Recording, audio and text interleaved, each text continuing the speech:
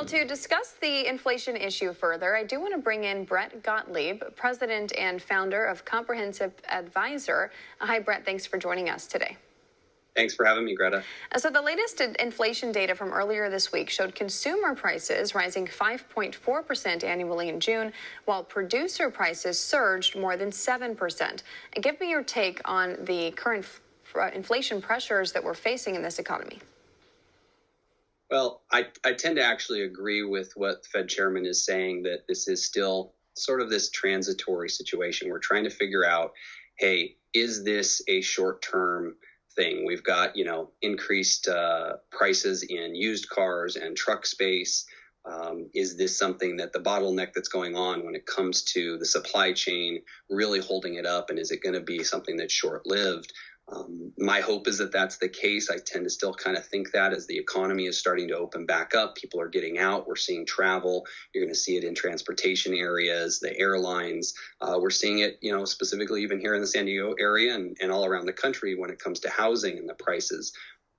We've got a lot going on with liquidity in the marketplace, and people have that money to spend, and, interest rates are so low. Hopefully we get through this challenging time here of this inflation, and it is short-lived, because if it's not, it could present some challenges for us. Fed Chair Powell did admit during testimony in Congress yesterday and today that the inflation is running hotter than the central bank had originally expected. But as we talked about, at this point, they're still holding strong on their current policy with no plan to taper asset purchases at this time. And of course, not raising rates until that first one penciled in for 2023. Do you think there's any possibility that they could fall behind on inflation? I think that's the concern. I think even prior Fed Janet Yellen, she came out today and she said we have to watch this very, very closely. And I agree 100% with that. And I think Jerome Powell's doing the same thing. He's saying we've got to watch it. We don't think it's going to be a huge issue. We think this is short-lived, but let's keep an eye on it and be prepared that we may have to backtrack on the thought of waiting to raise rates until later on. I think he even mentioned today talking about maybe easing some of that QE that's going on right now and not buying as much. So we'll see how that tends to move forward. With the Fed, refusing to move on their end at this point, Americans are still really feeling the pressure of inflation, especially from, their grocery bill to the gas station.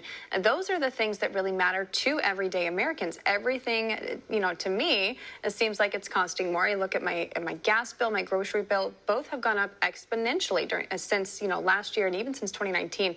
Do you have any tips for consumers to be able to weather these higher prices? No question. I'm feeling it as well. I see it. I do a lot of events in the community, and I notice it even in the restaurants when I go out to eat, and I hold some of these gatherings.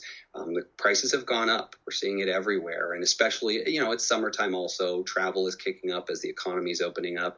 So the key things that you need to be thinking about in your own personal financial situation is, number one, you should make sure that you have an emergency pot so that you can allow your investments to stay the course. You don't want to be changing your investments because of this inflation. You want to hopefully not have to tap in if the market does have an adjustment, if the Fed does come out and raise rates and we see a change in the stock market. You don't want to have to sell things off. So as long as you have an emergency pot set aside and we kind of continue to stay the course for now, that's a good way to go.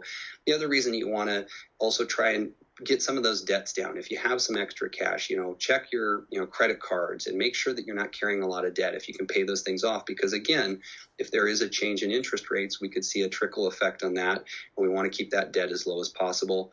And probably most important of all is revisit your plans. Where are you at in your life? Are you younger and you're just building your career up and you're saving? Well, continue saving. If you're getting closer to retirement, which is where a lot of people have a hard time in retirement, where do I get interest? How do I generate income?